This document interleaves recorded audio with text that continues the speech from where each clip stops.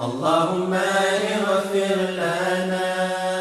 اللهم اهدنا إلى الهدى إلى الهدى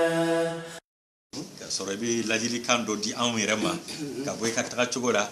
miniti duru nyona na be ka amburu feke inshallah fara wa tala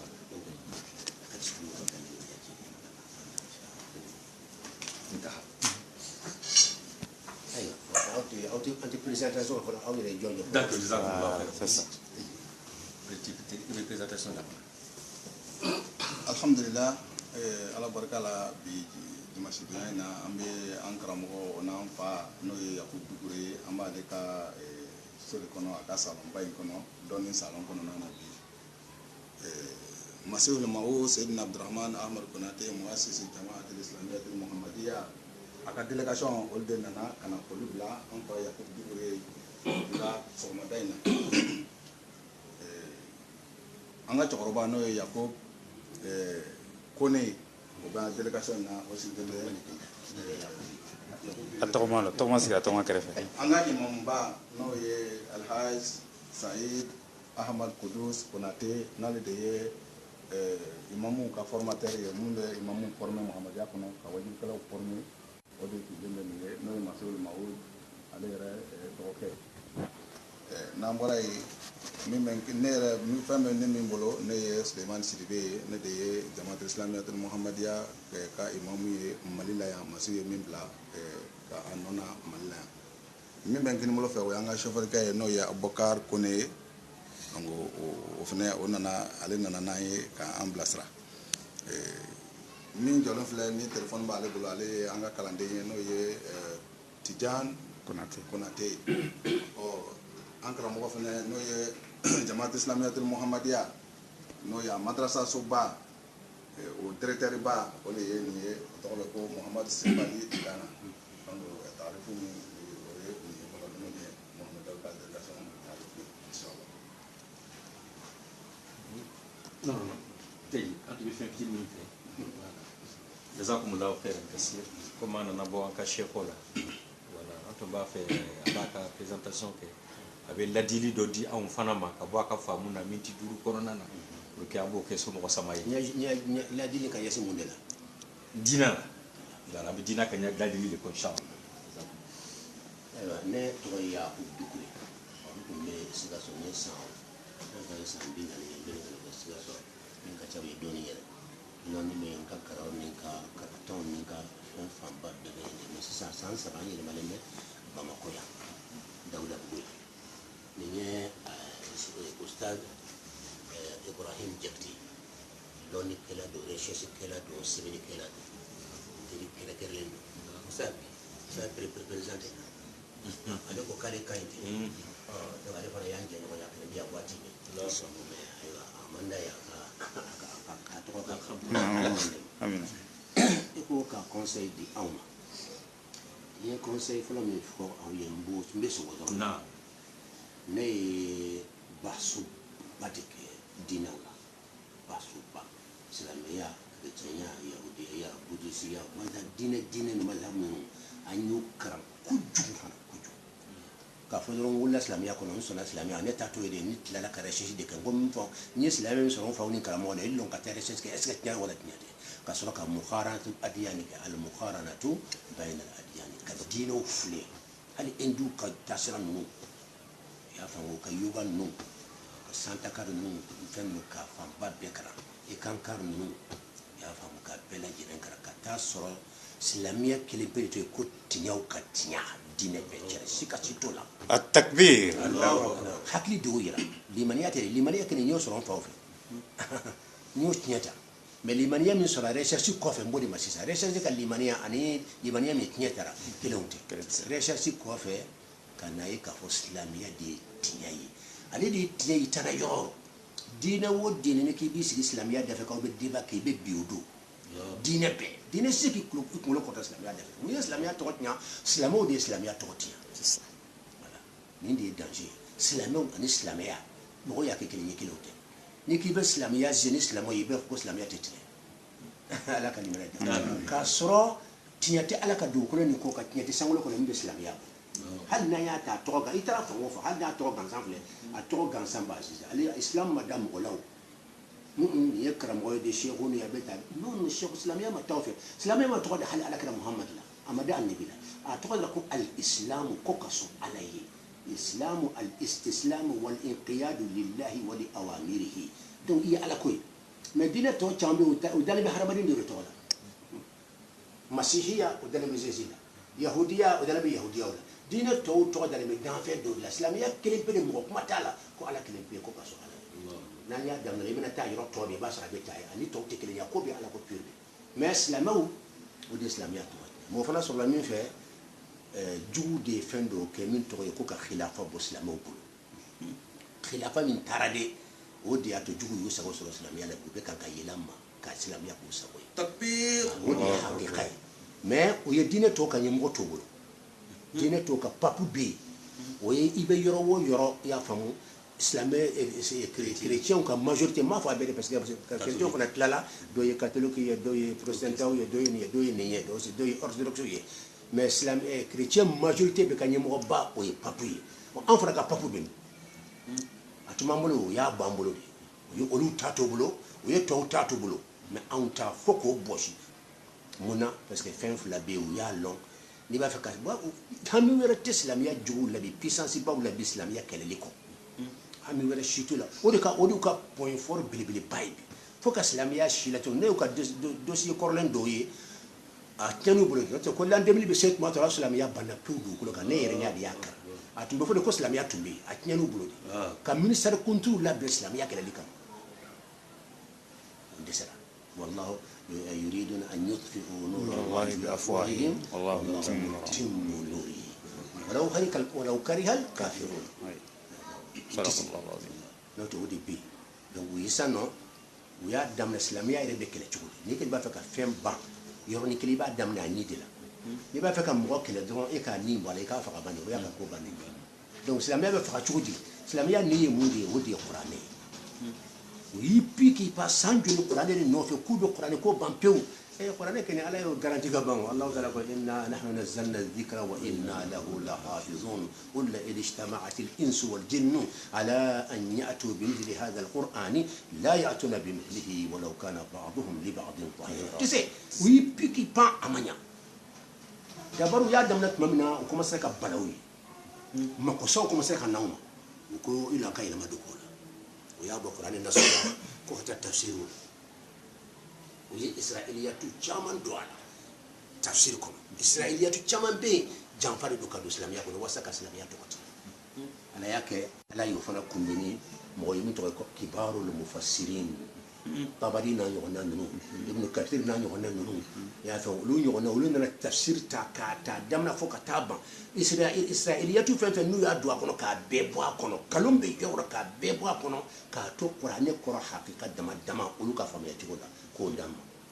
ده وي الفهم كم مراحل المراحل المحاولات وهي محاوله من وسط الاسلاميه دونك قران تاكاچا يا وبرولا وكو فلانا على كراكوبي yalla bi muhammad ko no ma deso la fo bo dese ko ke caricature yi fembe be ngene be fela donc yipi ke ba hadisa la ala kalimana damma ala na chewro go muto ko bukhari ni muslim no nyono chebaw kala munun do na hadisa fana kono wolu yo be cheka famba be cheka ba kono ka tente o sedana ka salenda donc jigi tegara unana yeko don ko islamia ni ye qur'ane ye no masekanya qur'ane islamia puissance ye khalifa de parce que khalifa de mo wajibo ka baraka ni qur'ani to ko de puissance ni ken ya qur'ani mais ka baraka na yo puissance wo be khalifa donc c'est ça ça oui khalifa ya grande digo de mabule ko abi darmil islam abidu ahlahu no yitan so jija hala français ma ka sombulo aw ba photocopie aw yere arab kala bi bula to ko damirul islam abidu ahlahu ni ngali atile kene kitabu ila to bukan ngali ira damirul islam ay islamia so be tipo do ko be ro aya so tipo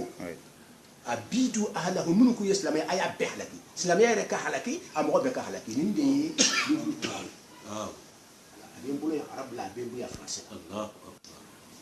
adore be khutatu aada islam faut ko façon de kala wasa kalo anju be min kala parce que na yo ka fanga be ko silamɛya de aywa a fanyuman foli ye silamɛya de tiɲɛ ye a fanyuman foli ye dɔ bɛ kan ka a tiɲɛ i kɔfɛ i ni mi kɔdi k'o fana filɛ k'i b'o jaabi cogo min n'i m'o labɛn a b'i mako bɛ sa e bɛ kan ka sɛnɛ kɛ n'i ye min turu n'i taara fɛ dɔ b'i kɔfɛ o b'a bɔ k'a fili e mana don jamana turu tuguni dugukolo la foro la n'i taara fɛ dɔ b'i kɔfɛ o b'a bɔ k'a fili est ce que o sɛnɛfɛn bɛ ɲɛ donc f'an k'an janto plus ni moins de ko silamɛya kɔnɔ plus ye an b'a ɲuman fɔ an b'a dilan moins ye min ko b'a tiɲɛ an bolo kun bɛ o an ko fana jate bon donc ne hakili la min bɛ ne fɛ k'a fɔ silamɛya kuma la fɔlɔ an k'an janto ni yɔrɔ fila in kɔ parce que an dɛmɛ bɛ kɛlɛba min na tan ala bɛ jigin an na quoi non tijaniya ko an ta de tiɲɛ kadiriya ko de ko tan no ala malikiya shafi'iya n'a ɲɔgɔnnaw ka laban olu ta ka nɔgɔ olu mu ta kɛ kɛlɛ madhabu naani mu ta kɛ kɛlɛ u fɔra ɲɔgɔn kɔ mais mu ta kɛ kɛlɛ mais firaku de wulila san shi'aw ani sunnamɔgɔw ani salafiw ani sufiw o de kɛlɛ bɛ yen bi su ni tile min ka jugu a bɛɛ o ye fan fila de salafi ni shi'a olu kɔni ka kɛlɛ ka jugu kɛlɛ bɛɛ dugukolo kan foyi ma silamɛya tɔgɔ tiɲɛ bɛ k'o bɔ u kuma b'a la su ni tile ka sɔrɔ u kan ka fɛn fɔlɔ min daminɛ o de ka kɛlɛ dabila u ka sigi kɛlɛ kɔ débat kɛ kɛlɛ tɛ yen ala ko ala ye fira fɔ aw tɛ ɲɔgɔn lagosi aw bɛ ɲɔgɔn lagosi de b'a la aw ta ye kalon ye anw ta ye tiɲɛ ye aw yɛrɛ kɛra jugu ye ala kɛra ka dɛmɛ nin t'a la aw tɛ tiɲɛ ye u wele aw ka sigi aw ka débat kɛ fa in tanaza'tum fi shay'in farudduhu ila Allah wa rasul ala o de fɔ kɛlɛ in tɛ o a ye ɲɔgɔn wele aw ka kuranɛ dayɛlɛ ka hadisa dayɛlɛ aw y'aw ta fɔ a y'a bɔ a bɛ kuranɛ yɔrɔ jumɛn aw fana y'aw ta fɔ a bɛ hadisa yɔrɔ jumɛn a banna mais aw bɛ kɛlɛ jumɛn na kɛlɛ in tɛ ala ye dɔ ye ala k'o do tɛ fewu aw ɲɛ bɛ kɛlɛ minɛ su ni tile anw bɛ ka kɛlɛ filɛ don o don bɛ ɲɔgɔn nɛni de la ɲɔgɔn dɔgɔya su ani tile tiɲɛ to yen bilahi tiɲɛ tɛ ala m'o fɔ ala tɛ sɔn ala ye mun fɔ n'aw ka yiri fara ɲɔgɔn kɔ a ye wele aw ka ɲɔgɔn sigi wala aw ka daliya bɔ hali n'a ma kɛ sigili ye aw ka kuranɛ dayɛlɛ bɛɛ k'i ka daliya fɔ karisa an n'aw fara ɲɔgɔn kɔ kɛlɛ tɛ an t'a fɔ aw ye kafiri ye an t'a fɔ aw ye musiriku ye an t'aw lagosi an t'aw juguya fana an b'aw silamɛya minɛ mais aw ye min fɔ a ma sɔn de ma an ka daliya an ka kuranɛ aya fila bolo nin ye aw fana ka daliya yira min ta ye kuranɛ k'a kiti ka ni ɲɔgɔn cɛ kɛlɛ banna ala yɛrɛ ka kiti ka ni ɲɔgɔn cɛ kɛlɛ ka kiti ka ni ɲɔgɔn cɛ a banna mais kɛlɛ in t'a don ye donc o ye nasiha ba fɔlɔ ye a filanan ne yɛrɛ ka taa sira min y'o fɔ ye diinɛ kɔnɔ n bɛ fɛn kelen min kɔ recherche ba in kelen kɔfɛ n taara fɛn fila de sɔrɔ recherche kɔnɔ recherche yɛrɛ dɔw fɔ n ye ko nin yɔrɔ de ye fila ye u bɛ faamakan fɛn fɛn i sen b'a bɛɛ la i k'i dɔn nin fɛn fila la n'i b'a ka se ala ma fɛn fila jumɛn ye albayyinatul Qur'an a bɛ fɔ de ma ko muhkamatul Qur'an muhkamatu ye jumɛn ye kuranɛ yɔrɔ minnu jɛra pas kuranɛ yɔrɔ fila de yɔrɔ dɔw jɛra yɔrɔ dɔw ma jɛya alif lam mim o ma jɛya yasin olu ma jɛya hɔnna ɲɔgɔnnaw bɛ yen wal awwal wal akhir wal zahir wal batin ni si ma jɛya donc olu a ma ne wal awwal wal zahir wal batin k'ale de bɛ kɛnɛ kan ale de dogolen bɛ an b'o faamu cogo di e filɛ kɛnɛ kan e bɛ se ka fɔ i dogolen de don n'i dogolen don e se ka fɛn kɛnɛ u tɛ ɲɔgɔn ta o i ma i ka kɛ kɛnɛ kan an b'a fɔ i kɛnɛ kan o b'i ka dogo a ɲɛti i b'a fɔ i dogolen bɛ mais e bɛ kɛnɛ kan a ɲɛ bilen i tila k'a fɔ k'i bɛ dogolen bɛ tuguni ala o bɛ kɛla kelen pe de n bɛ kɛnɛ kan wa n dogolen bɛ donc olu bɛɛ ka bon hakili ma olu bɛɛ bɛ don mutashabihatu kɔnɔ cogo dɔ bon san kuranɛ aya minnu bɛ yen ni Alahu taala ko fa'alam annahu la ilaha illallah o ye nasu sarihi fa'alam Muhammad e yɛrɛ k'a lɔn mɔgɔ mɔgɔ ko bɛ limaniya o bɛɛ lajɛlen k'a lɔn annahu ka min don la ilaha bato masabɛrɛ tɛ illa fɔ jɔn Allahu ni ye nasu sarihi ko min tɔgɔ ye Allahu ko de ye ala tiɲɛ ye ɔ n'i ko ye ala i tɔgɔ de ala ka filɛ ni cɛ de ye non ala ko min tɔgɔ ye ko Allahu ko de ye ala tiɲɛ ye bon ne ko k'e ala ye ni tiɲɛ de ye a fɔ n bɔ n yɛrɛ bɛ n tɔgɔ da Allahu ka fɔ n ye ala ye a b'i kɔ kari sisan jo dɔ bɛ ne bolo a bɛ san 1000 bɔ o y'a tɔgɔ da Allahu a kan karilen don min y'a kan kari an t'a lɔn ala ye sanpɛrɛ de bila ka n'a wa minnu t'a lɔn a kan karilen don a ja yɛrɛ b'an bolo a kan karilen don mɔgɔ dɔ y'a den tɔgɔ da Allahu sanpɛrɛ jiginna bɛɛ ɲɛna ka den minɛ k'a jeni k'a ban puissance ba min bɛ dunan kɔnɔ n'u ko ye ala n'u ka farin k'u tɔgɔ da ala k'a fɔ bon aw ka ala ko y'an ma sɔn an yɛrɛ tɔgɔ de ko Allahu k'a kɔrɔbɔ ala b'a bɛɛ halaki sɔnni min b'a bɛɛ halaki sa wala fɛn dɔ bɛ na ka bɛɛ ala donc nin ye nasu jɛlenw de ko n'a fɔra an yɛrɛ silamɛw cɛla dɔw bɛ don mɔgɔ dɔ sɔgɔ k'a fɔ n bɛ ala ye ne yɛrɛ ala ye wa dɔ ye ala ye dɔw k'u yɛrɛ ala ye o bɛ silamɛya kɔnɔ dama de b'o kalama de yen de wahadatul wujudi panthéisme fiyɛ cogo dɔ bɛ yen nɔ a bɛ se ka k'i yɛrɛ b'a kalama kosɛbɛ i ye karamɔgɔ de ye o panthéisme u b'a fɔ ma ko wahadatul wujudi a faamuya cogo saba de b'a la a faamuya cogo dɔ bɛ yen olu ko fɛn bɛɛ ala de ko ala ko huwal awwal wal akhir ko wal zahir ko fɛn bɛɛ kɛnɛ kan ko ye ala de wal batin min duguna n'u y'a fiyɛ ta i b'a kɔnɔ ko tiɲɛ de don k'a sɔrɔ ala ma fiyɛ ta ala ko wal zahir ko ne bɛ kɛnɛ kan mais min bɛ kɛnɛ kan ni ala de kuma kelen tɛ ko n bɛ kɛnɛ kan ni mɔgɔ min ye so jɔ an nana so jɔlen ye ko nin ye dukure ka so de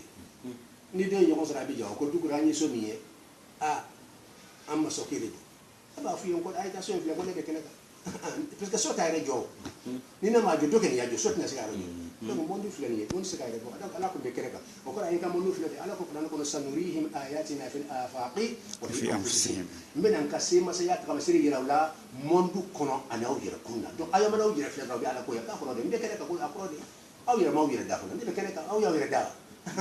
min y'aw da o de o kɔni aw y'a yɛrɛ aw ma ye o de bɛ yen ne hakili la kɔrɔ ye de mɛ ka taa ko non ko i bɛ fɛn fɛn yɛrɛ k'a bɛ ala ko tuma seydani fana ye ala ye ko fana ye ala ye ko iblisa fana ye ala ye ko fana ye ala ye a kɛra baara ye an ko jahanama fana ye ala ye ko ye ala ye a banna n ko muso ɲɛfɛla jɛnɛya kelen ko fana ye ala ye ko bɛ ala ko fɛn bɛɛ ala de ayiwa ala tiɲɛna a tiɲɛna n ko ala bɛ a yɛrɛ don tasuma kɔnɔ lahara la wa a m'o jaabi a t'o jaabi a t'o ko fɛn jaabi bɛɛ ala de donc fo an k'an kɔlɔsi n'a ɲɔgɔnnaw la ala ka lajɛlen kan ne de bɛ wele ko wahdatul wujudi min n'u b'a tɔgɔ la ko panthéisme ko al abdu rabbun wa rabbu abdu ko maa ko de y'a ka jɔn ye ala kelen de k'a yɛrɛ de y'a yɛrɛ t'i kɛlɛ ka taa n'o tɛ ne wɛrɛ tɛ n b'a exemple kɛ min i b'a la wa ko ankiri de don ko ala de ye ankiri i y'a faamu ankiri de bɛ yɛlɛma ka kɛ alifu ye ka kɛ ba ye ka kɛ nunu ye ka kɛ kelimaw ye ka kɛ muhamadu ye ka kɛ kuranɛ ye ka kɛ i y'a fɛn fɛn ɲɛ a bɛɛ lankiri de ye mais lankiri bɛɛ surusu ye kelen bɛ o de lankiri ye donc ala bɛ ten de surusu ye ala ye surusu komi ankiri mais a y'a yɛrɛ yɛlɛma ka kɛ fɛnw ye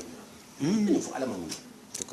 ala yɛrɛ bɛ t'i yɛrɛ bila nin bɛɛ la mun na k'i to ko ala ye ba kɔnɔ k'i bɛ t'i yɛrɛ yɛlɛma ka t'i yɛrɛ kɛ jɛnɛyakɛlaw ye k'i yɛrɛ dɔrɔmɛlaw ye ka tila k'a fɔ k'i b'olu don tasuma k'o ye kojugu dɛ nin bɛ faamu cogo di ka gɛlɛn se ka faamuya cogo si la ni b'u bolo u bɛ mɔgɔw don so kɔnɔ ka da tugu i da la karamɔgɔ a kuma ka bon dɛ n'u ye don n'u fɛ n'u ye da tugu i da la u bɛ télé yiri la ko nin ye mun ye yan n'i ko télé u b'a fɔ e m'a faamu an k'i ma foyi tɛ ala o bɛ da yiri la ko nin ye mun ye n'i ko nin ye da e m'a faamu an ko foyi tɛ ala ko bɛ to yen fo i laban yɛrɛ b'a fɔ ni ala de foso ye jumɛn ye ala e yɛrɛ jɔn ye ala ne ye jɔn ye ala san de kɛra ala jɔn ye i si kɛ i tununnen don i tun bɛ fara ale kan bi de sera kisɛ ma i kɛra ala ka wali baw don i bi o bɛ don i kunna so kɔnɔ ka bɔ ni ye e b'a kɔnɔ k'i tilala o b'a sɔrɔ i don jahanama ninnu de bɛ yen nɔ diinɛ kɔnɔ sisan k'a kɛ fɛnmisɛnninw kɛlɛli ye bolomina kɛlɛli ye bolomina kɛlɛli mawuli tɛ daga mawuli tɛ ni ko kɛ tawhidi bɛ kan ka tiɲɛ a y'a daminɛ o la a ma mɛn sisan don ala jugu nana ka na Jérusalem k'u bɛna Jérusalem minɛ ala ka misiri bɛ ala ka jɔn saraka mankan tɛ ban wulu la su ni tile o kɛra o bɛɛ ɲɛ a ye mankan tɛ a y'a fɔ du kɔnɔ fan bɛɛ Jérusalem minɛli terroriste ya dan numéro 1 to de ye wa mais mɔgɔw ka jamana san joli u y'u si ka yɔrɔ min na fo ka to mamacɛw bɛ yen ka n'u ka jamana fanba bɛɛ faga aw t'a fɔ ma terroriste sisan u ka capitale kunturu k'aw bɛ n'o minɛ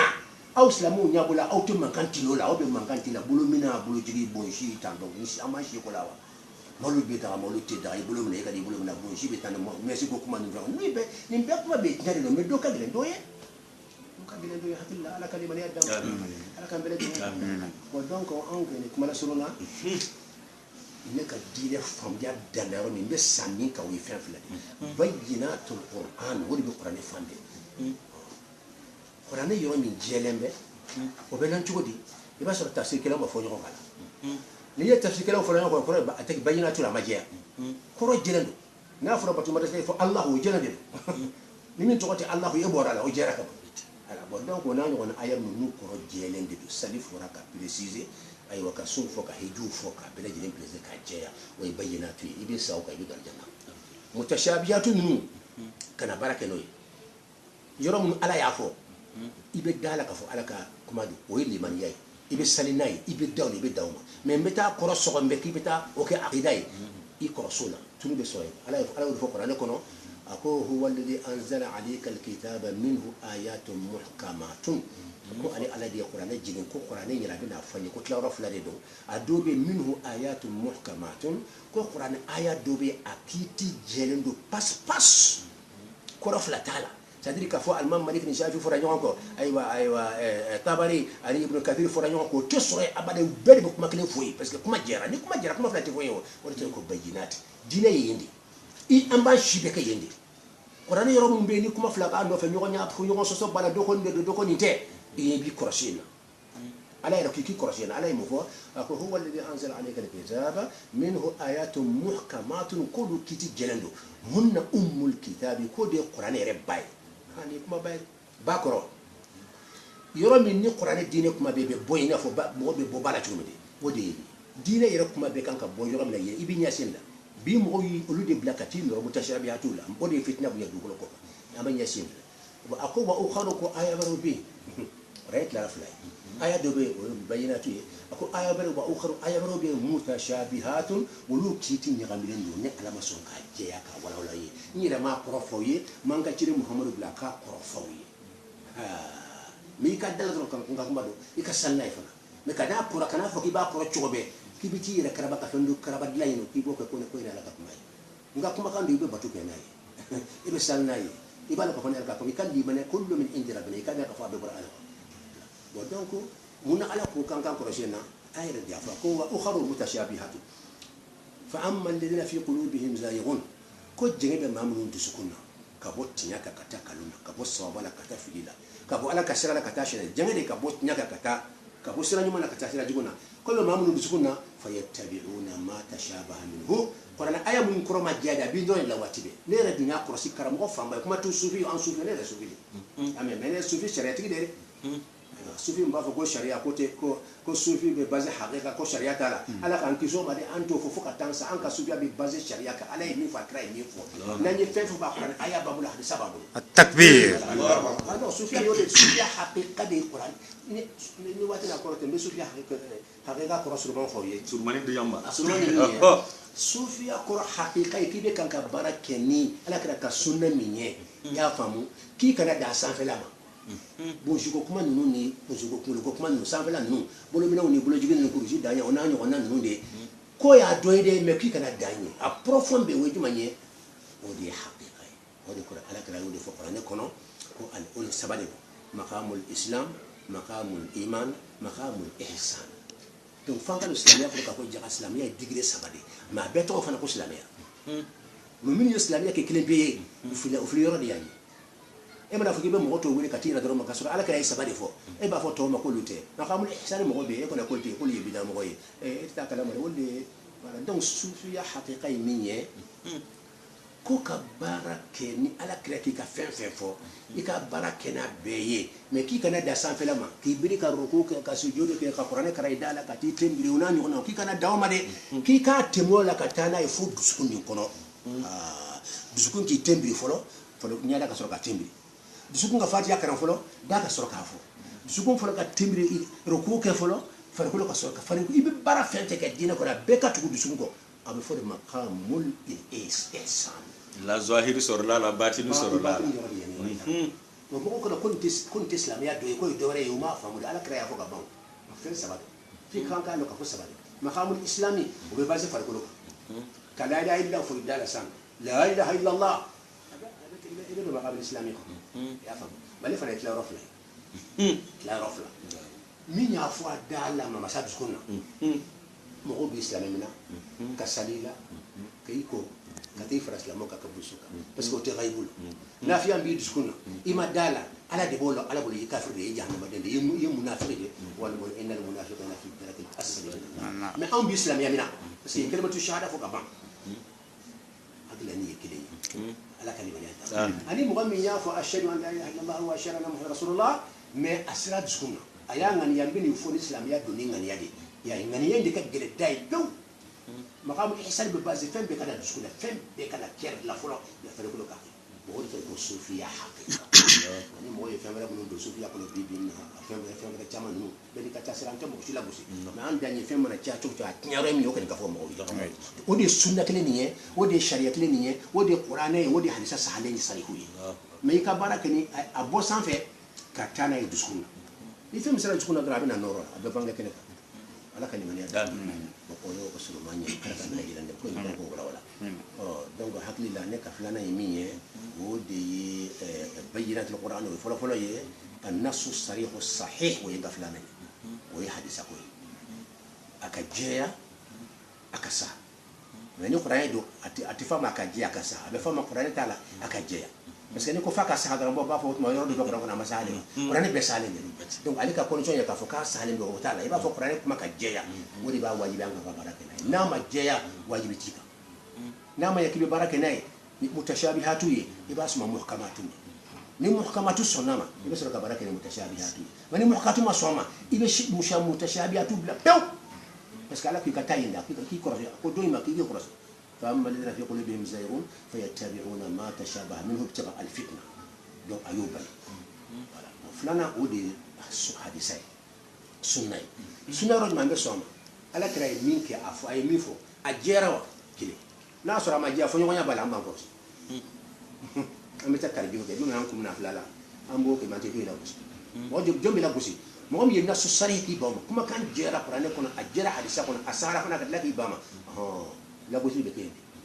mais yoro mi fo nyonya kira la almam maliko ta shafi ko ta shi au ko ta sunna ko ta nu fo nyonya ni ko loni ke le bam bisala ni fo nyonya ko al huma mas'ala khilafiyya atifu ma sarihu atifu ma bayyinatu atifu ma kusarih ambe min fo sarihu donc ni sarihu te lo ya be ki loni kala fo nyonya ko ba flefe ni ka dare na gribu ni baraka na mais te be na gusi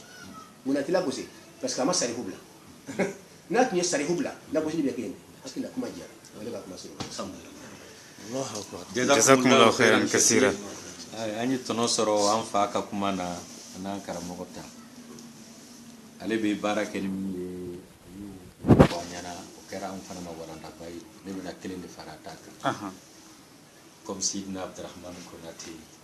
ويا يراك فوكو الله سبحانه وتعالى أرسلت لك ya yira ka fo Allah subhanahu wa ta'ala ko ma kun nabiyyu la Isa mi cira kata bani Israila ala ko ma ko fatu ala ko ma ko bani Isa min kan nali kuma no ba kan ka fo ala ko ma ko ale be ay Qur'ananta ki kale ka yira ka fo ale be min fora cien na ba bora yere kunadi so abi to de nyina way ma be bunya de nyina way ba be jama de nyina way ma bi na folo le nyina aba nyine ala fe ala ka ka ala ya bunya koso anaka silama ya bunya ani ala tira yere bunya anaka qur'ana bunya koso ala ka sampere jigande ka kale halaki ka bu akana ke sababu ye kafiri ka mogo fana sama kata male be min fora ni ala taala de ya fo anya na shitana te ale be mogo nya kamar la kata qur'ana de fana ma ko tumana ba nyine ala fe ala ka le balu islam yayi ka le sa islam ya kan kale wuri ne ala kira sallallahu alaihi wasallam ka zumarai la harabi donc amina mi fo am fanya na naka karam go che wi bi istikhara ke kuma ayi karam go yayi sufi sidna abdurrahman ahmad kudusi be mi forat fo ala yi fendo fi nyana aka ni ala kuima ko chiendo tugu chiena ni ala kuima ko chiente faraka bo chien faraka bo kalon donc am bisiku dima comme kuma surumani anga kuma laban assalamu alaikum iya kuma giriman da daile iya kuma giriman daile ne ka kuma jendo pas la ne ko a fen to shinte so shin sigowo kalliwo qur'ani ma foro shika yau kan folo ka foni kalli amoka dalli ya famu ni sigola qur'ani man sigo ke daliyai abada ama fo qur'ani yero cin ko do qur'ani yero min jira qur'ani ko no banna fen be fo ni sari hute ni sahi hute nte taw ni am dara qur'ani fe san qur'ani ko ma ko be isa mi mako bato e maryam isa ibn maryam bo aw tan sano min ko kale isa yo o bato ma fe ko bato jazakumullah komi ye sufiye ne ka buriya la sufiya la fen chama be fam ala kira muhammad al mustafa sallallahu alaihi wasallam aka muso bela jeli mu'minu badi corona bu fanya annabi wa aula bil mu'minin wa azwajuhu ummahatuhum so amba don fana minno ye maryama ye isa ba allah subhanahu wa ta'ala de kali furusi ala kira donc a doni be ala tira ka muso la comme farauna ka muso asiya fara loni be ala tira ka muso la haradu donc nan tara batinu na comme ye batinu ye mumini bela jele badi to be ko maria mumini be a bela jele bali to be ko maria parce que ala tira sallallahu alaihi wasallam ka muso ala taala yi min fusi aba mais nan tara zahiru la amba fo ko abdurrahman ahmad kudus ko nati abato be ko fatima tu zahra voilà nantara sahirina ne batinuna abato le be ko maryam ni ko fana nyana alhamdulillah batinu zahiru ala man bila kan kan beso ala kodoro da ala mi fo bi nasin sarihin sahih ni mi fo ka qur'ani kono ka jeya ay barakino ako isa bamso to ko maryam ya famu bon mo wore to ka ke maryam yo te sari huye o te sari huye ay rabba te sari huye abi foma o ye istinbatu o ye kata yira bla batinu ko kuma la ani ka kuma dlan chogo do la wulu yo no ta ala ken ko mana femi fa uye kono ko akode هو الذي أنزل عليك كتاب منه آيات محكمات قرآن آية من كتير جنة تعبير تعالى ين يسوع ولا ين كان يوتي ين على كافودون جنة كافوتان أي بركة أي توبة توي كافومة توي لك وسوتيرة أو كتاسرة يوفو ين تيجي لا بسيلا من كتاسرة أو كوفنا لك كوفنا وتا c'est clair voilà netaye donc قرآن يموند فوق أجيا بس كوفنا أبانا voilà même tani ni famre fede ni beba be kene la beba ni beba kere maryam ye amim afana mi fa afana be ka ko foke wa anda ko so yorla non so ambe maryam ori del yaye na ambe maryam de afana mi fo chon fana ba nyoko fo mo chama nya fo mo chama ba nyoko na fo la kalima ni adam do sisa kuma la sunye minye kuma ira min kuma be min no fe ka kuma le ni minye نحن نتمسك بالمعصوم الذي لا يمكن وقوع الخطأ فيه أبدا فهمت يكون معصوم نبودي نوفي كما يرى باير في لابوري فيه معصوم يجمع فهم من غارانتي لمبي كابو فيلم تيل فيلم سيكا دولا نين كما يبي فيلم سيكا دولا نسيغورا فيلم سيكا دولا نين كاني فيلم سيكا دولا ان فهم بي فهم اشوي فيلم سيكا دولا بلا فيلم سيكا دو فهم فيلم دمانا ala yɛrɛ mana kuma kan min fɔ k'a jɛya k'a fɔ kuranɛ kɔnɔ nin bɛ tan i porola bana kuma tɔ bɛ to yen o ye ne ka taasira ye o ye filanan ye jumɛn ye o de ye filanan ye alakira muhammed ye fɛn min fɔ diinɛ ko la ala ye fɛn min jig'a kan a ye min na fɔ la o fana ye maasumu de ye alakira tɛ fili o la abada o fana garantilen de don bon an bɛ tɔ fɛn fɛn fɔ la est ce que aw ka seku maasumu de don n b'a fɛ k'o dɔn a bɛ fɛn minnu fɔ maasumu dɔn wa seku tɔw bɛ minnu fɔ la dunan kɔnɔ alimami mali ko tɛ shafi ko tɛ ani fɛn ninnu o ye min fɔ maasumu dɔn wa karamɔgɔ fɛn bɛ dunan kɔnɔ n'i kɔnko i ka kuma tɛ maasumu ye dugukolo karamɔgɔ bɛɛ hali ni sankolo kɔnɔna de don hali ni malikiya de ye i tɛ maasumu ye maasum ye ala kelen pe ka kumakan de ani ala kɛra ka kumakan donc fɛn min ye maasum ye ka baara kɛ n'o de ye wajibi ye mais fɛn min tɛ maasum ye ka baara kɛ n'o tɛ wajibi ye i b'a filɛ komi a y'a kɛ cogo min n'a y'i convaincu i bɛ baara kɛ n'a ye kɛ mais kana fɔ k'i b'a wajibiya mɔgɔ kan wala k'i bɛ mɔgɔ convaincu o fana ka gɛlɛn tuma dɔ la donc min ye wajibi ye o de ye maasum ye donc alimami maliki o tɛ maasum ye abu hanifa ta maasum tɛ shafi ahmed hanbali ci maasum te anga wali yu ba fe to do fola shite maasum ye mo ba fe be du ko ka kelen tala ko maasum do woni kelen be mbana ni maasum da kadne sai ko do fani na sa wajanye maasum de jazakum ne be yoro fiti ni min ko peut-être nka kuma tilia ko so ma se kan fam ele ka la on ka imamu na ko tella ni dana yale min bi ini ka alachi wala ya kuma ifam dana yale min bi ka arachi iku ye sufiye yi kome ka soro kana kwa mina ziyara ki ala wele ika famu anu ka imamu ta da la kerefe ala wele ala chedo le ni ya ko ile ala le bi kuma nae ako an ma ko nabi la isa mi kira ka ta bani israila kwasa ako mi ka kan kana kwa le ala mba fe ba yira na cheni jongo il ne se ka baro ka kuma famu ko se voilà ne tu me be mo koya il est di ala ci sisa li ala yi mi fi ñara ibe barake o e bi banu informer wala ika fa loni kete dire idi ala ci loni ko borala ala yi rebi haybu dayre yi ka fi ñana abdurrahman jon ne ka la yini ne yowi sante ne te soni mamuna muna ne ba fi ka fo ala ko yoro juma ko ni madama ni ka si khara ke ne ala ka yela ka fo de tinyati ala fo yoro ko fo ni tayyib ika do Allah kira Muhammad bin Mustafa sallallahu alaihi wasallam alile istikhara kala sahaba ula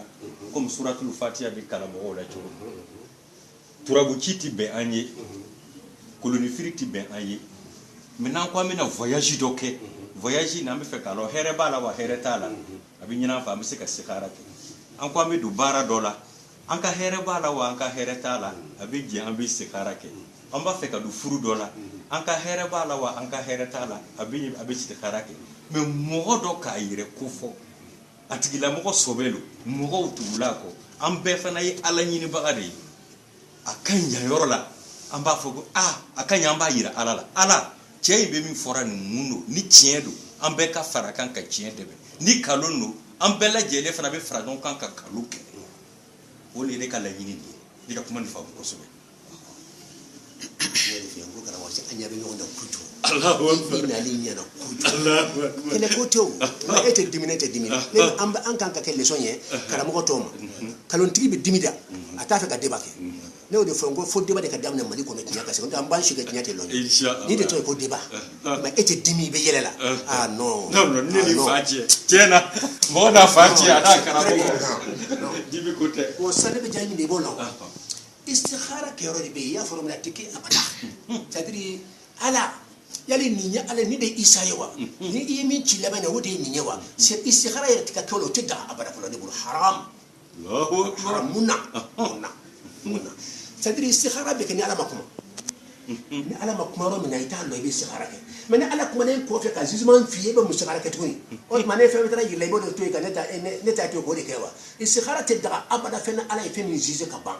ni ala ko salibati ye salibati 5 ye mɔgɔ tɛ istikhara kɛ ko dɔ ko 6 dɔn est ce que juma ye tiɲɛ ye ni ala ko fotiri jɔ ko 7 ye mɔgɔ tɛ istikhara kɛ est ce que min ko 4 don tiɲɛ wala tiɲɛ tɛ non sariya mana fɛn fɛn fɔ k'o juger istikhara t'o la abada ne bolo istikhara tɛ kɛ abada i filɛ ka fɛn tɔ minnu fɔ nin ye mɔgɔ tɛ fɛn minnu lɔ i tɛ fɛn minnu lɔ o ye juma ye ala yɛrɛ m'a juger ala kɛra m'a juger e yɛrɛ t'a jaabi lɔn a bɛ ko dilan mais ni jaabi lɔnnen don ala kuma na ka ban ka jugement fɔ i bɛ na mun fɔlɔ tuguni a tɛ daga kɛ ni istikhara ko la don i sikalen bɛ ala la de parce que ni ala kuma ni fɛ ka ban e bɛ taa istikhara wɛrɛ jumɛn kɛ tuguni ne ka kuma kɔfɛ i tɛ fɛn min lɔ i bɛ istikhara ko de la ala ka limaniya d'accord an bɛ taa fɔ ko ma dan na karamɔgɔ ka baro ka di yala ni mɔgɔ sɔrɔla problème t'a la ni mɔgɔ dɔ sɔrɔla bi a tigilamɔgɔ tɔgɔ bɛ ko Isa et puis a bamuso tɔgɔ bɛ ko Mariam a ko ale de ye Isa kofɔlen ye ko parce que ale tɔgɔ bɛ ko Isa a bamuso tɔgɔ bɛ ko Mariam i bɛ jɛ n'o ye wa jariya bɛ bolo n tɛ jɛ n'o ye abada mun na hadisa sahalen caman de bɛ yen ko min tɔgɔ ye Isa ibn Mariam o tɔgɔ fo ka fɔ kuranɛ kɔnɔ de ni mɔgɔ wɛrɛ nana e tɔgɔ tɛ kuranɛ kɔnɔ k'a fɔ Isa ibn Mariam an tɛ se ka sɔn ye abada fo ka taa dawuli ala ye min fɔ an ye an bɛ tugu tigi de kɔ kura min nana an tɛ tugu ko abada o ye kelen ye Isa min fɔra o ma na fɔlɔ aw dun ta nana ka ban hadisa nalen bɛ ko hadisa bɛna Isa bɛna dunan laban de aw bɛ min fɔra o nana ka ban bon Isa fana n'a bɛ na ani Mahdi tile bɛ na bɛn condition caman de fɔra ko nin t'ale bolo sisan a ka ca 20 ye tagamasere 20 de bɛ Isa min kan ka na bila adama na o tagamasere kelen bɛ taa aw ta in na donc n b'a fɔ n bana ma de n bɛ kan ka preuve de di dɔrɔn an tɛ ban an preuve de di donc condition minnu fɔra mɔgɔ min kɔ fɔra n ye o yɛrɛ ma na fɔlɔ donc an y'a mɛn ko dɔw ka Isa ye mɔgɔ wɛrɛ bɛ jamana wɛrɛ kan o ta ye nin ye o fana ka Isa ye o n'a sɔrɔ Isa ye o yɛrɛ tile jiginna ka ban mais ala kira kama k'ale bɛ Isa ma ko tile ko ma na fɔlɔ ko bɛ na dunan laban de la kana a bɛna tile min na ani Mahdi ka waati bɛ bɛn Mahdi b'a fɔ Isa ma bila n ye i ka sali Isa b'a fɔ ayi e de ye sisan alimami ye parce que ale de ye khalifa ye mais ala kira ka waati de la Isa se ka bila n ye ka sali ni ala kira bɛ yan de bɛ sali ni ala kira tɛ a ka khalifa o de bɛ bila n ye ka sali Isa ko an b'aw ka waati la an b'aw ka ɲɛmɔgɔ waati la e ka bila n ye Mahdi bɛ bila n ye Isa de bɛ sali a kɔfɛ ka fara jama kan donc nin si ma kɛ aw ta la donc o de ye preuve ye wa aw ta in dɔrɔn tɛ dɛ dɔwɛrɛ b'o ka girin aw ta ye o mankan bɛ fan bɛɛ a bɛ jaabi b'a kɔnɔ yan nɔ ala ka kɛ jazakumullahu khairan kasir n'an y'an fa n'an karamɔgɔ ka kuma mɛn Isa min kuma fɔra ale ka kan ka na duniya laban na donc ile ka faamu na an bɛ duniya daminɛ de la wa non ne ka miiriya la matlaba Mahdi bɛ ɲɔgɔn bɛ yɔrɔ min na Mahdi mana fɔlɔ k'ale Mahdi bɛ fɛ donc n'an ka miiri bɛɛ lajɛlen b'a lɔn an tɛ duniya daminɛ na hali dɔnkililabagaw b'a fɔ an bɛ duniya laban de la bɛɛ lajɛlen b'a fɔ an bɛ duniya laban de la duniya ma daminɛ bi an b'a lɔn fɛn o fɛn ni daminɛ fana b'a la laban b'a la donc hakiliw bɛɛ lajɛlen sɛbɛnifɛnw bɛɛ lajɛlen bɛɛ k'a lɔn duniya an t'a daminɛ na an tɛ duniya fajiri la an t'a seli fana na an t'a lansara la an bɛ duniya fitiri walama a safo an b'o de la an b'a dɔn alakira sallallahu alaihi wasallam fatuli kɔfɛ k'a fɔ ko sanji 2000 ko duniya yɛrɛ b'o kɛ sika yɛrɛ b'o kuma na donc bi k'a fɔ k'an tɛ duniya laban na ni mɔgɔ k'o fɔ an bɛ kabakoya parce que an b'a fɔ ko hakiliw bɛɛ lajɛlen sɔnna duniya laban ko de ma sisan an bɛ taga masiho ko ma alakira non ma tila d'accord merci ala ka ni sawaba ala ka ni sawaba karamɔgɔ Mahdi ko a ko ka bon dɛ a ka bɔ ka niveau pewu aw tay maloduna ko na maloduna fa jibola be malle ko na ani nga fo ko du warna nyona we do be o be duna fambi tara endu jamana kay tara makay tara duna ro o be mahdi chama unde nana ambe so mahdi jonye mahdi kilempe qur'an emita to ala kra emita to sahaba ni ahlul baytu emita to ambe so to mais hali sahaba ni sunna mo ni ahlul bayti fana u be ke ni sonna mahdi kelema mais o fora nyoko mahdi ni awa tikola do ko olu ko abenyina maya kuna ka ndo lembe no shiaw ka kuma suna mo ko akene bena o be ken bena ka kabena do ko ka gele mais olu bula mana floke ko nya to lebe donc ni mahdi ken mahdi min ken na to ko mahdi yo ni aywa afato a to ko kala kala to be nyonta a to ko muhammad aw tay to ne ma mahdi kuma fo bande ne be masi isa wala be ya voilà ko akay ma fla ko ko ya ko nyodo ko mahdi ani isa ku tekelenye ko nyana de le tekelenye mo kinoje aywa mo mu fla fla ko keye kelenya fla be ko kuma ka kelenya ko fla ka junga ko donc si la ko bayna abna fla na man ne ma basoka na la ban ta ma sero ani isa klebe be kelen kam do de fo bo isa du mana fo donc on a tay mi yota chodi na la ma ka fo na la ma da do ma de na la ba me ni ta ma sero fara ka nya fo la ma fo ngani isa be nyogo soro wati kelen na bo ko na la ban de ma o ta sai na la ban yo mais na la ban be ta be isa jiri wati ma o ma se fo de alhamdulillah jazakumullahu khairan kasi an fada karamo ka kuma diala ika do isa ni qur'an di ya kuma fo bible ya kuma fo hadisa o ba kuma fo an simanya maderika isa yi hali photo mu namba yi ko isa ko la dessin mu bo isa fana a konina binya nan ka laje abita sangi wafula donc bini isa yere ibnu maryama min ka ala kira ko binale yere nana jone be ancela ma abse ka fuko isa le parce que alombakati a photo te ko ba fuko isa tumbe to mina photo fle anya photo ta ka fle ambalo mo te soro du ma ko ko mi be se ka fuko isa yini foni chokoro bado anti min kalama na le bribri to na bwanka ka fuko nele isa ye maryama de amba fuko tiɲɛ ile kɔni kɔrɔla ka se hormina hali ni ma se sangi 2000 ma i kɔni ka caman kɛ n'o tɛ sangi 2000 cɛkɔrɔba juma le bɛ yen n'o bɛna yɛrɛ yira an na bi n'an bɛna fɔ ko n'o le ye isa ye o ye kuma kelen ye a filanan ala kira muhamadu mustafa sallallahu alaihi wasallam non n bɛna fitini fara kan ala kira muhamadu mustafa sallallahu alaihi wasallam ale le ye ciden laban ye khataman nabiyyi laban fana n'an k'a lajɛ hakili yɛrɛ la n'a fɔra ko mɔgɔw ye kurusi kɛ ko mɔgɔ 10 de bɛ nana kurusi kɛ ko premier tɛmɛna deuxième tɛmɛna troisième tɛmɛna quatrième tɛmɛna cinquième tɛmɛna sixième tɛmɛna septième tɛmɛna huitième tɛmɛna neuvième tɛmɛna dixième an b'a lɔ dɔ tɛ o de kɔ o de ala kira ye muhamadu sallallahu alaihi wasallam mais ni neuvième n'ale tora sira la ka jɔ so a ka nɛgɛso tiɲɛna dixième nana tɛmɛ ale kan kɔfɛ sisan 9e nana 10e kɔfɛ sisan an b'a lɔ sisan ko ya 9e ni le ye dernier ni ala kira sallallahu alaihi wasallam tɛmɛni kɔfɛ ni isa ibnu maryama ka kan ka na duniya laban in na c'est que isa de bɛ kɛ ciden laban ye fo ni laban kɔrɔ tɛ ko dɔ tɛ min kɔ. o de la tun y'a fɔ k'i y'a kɛ fɔlɔ-fɔlɔ fɔ ko jɛnɛ. d'accord fɔlɔ-fɔlɔ fɔ n bɛ ɲinɛ kojugu fɔlɔ-fɔlɔ. n ko isa ibnu maryama a lɔnbaga tɛ dugumakolo kɔ kan. hakili jigila naam isa lɔnbaga tɛ dugukolo kɔ kan han mais isa bɛ nin cogo di n'a nana fo an kala kira de ɲininka ala kira k'o fɔ an ye ala kira de ko an ma pour que an kana k'a fɔ isa hakika don a y'a natigi fɔ an ye sharqiya dimashqa fanfɛla a bɛna bɔ yen kɔrɔnyan fan de fɛ n'a bɛ na a bɛna komi a bɛ malikiya fila kama ko nɔ ɲɔgɔn bɛ olu bɛ ɲɔgɔn fɛ ala ye tagamaserew de fɔ a la n'a nana a bɛ kɛwale ninnu kɛ ni min b'o bɛɛ lajɛlen kan an bɛ sɔn isa de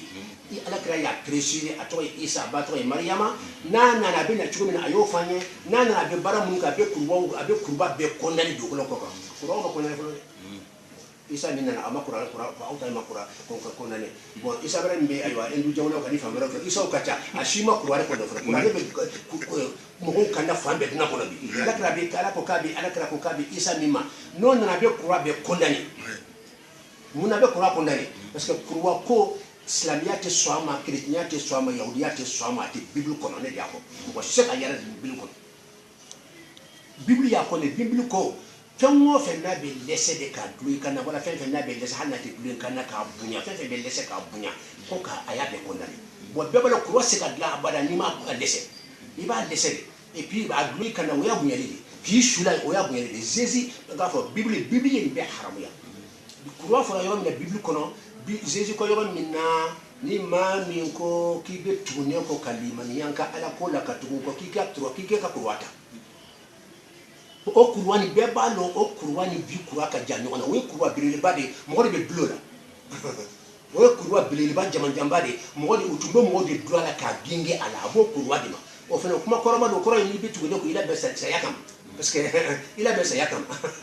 o yoy mais bi kuron be mo kan na zizi ma diri ko ya nyala haraka karande tani flama diri ko yo nyala o dam na zizi ko fe bi ka kurwa le se ka bi kana et puis kurwa fana ni ya yi wa nabi Isa bena Isa ne bala mandi Isa billahi amandi Isa wallahi amandi Isa et puis me preuve di kene ka atidia mashi abada ika mo bani halmi ka alate halmi faade do ana ju bla la nyona o serala o ya genge ka doya a discipline kene ka dropita kana muni mo bani wo so be kene ka awro be kene ka tlaka gaga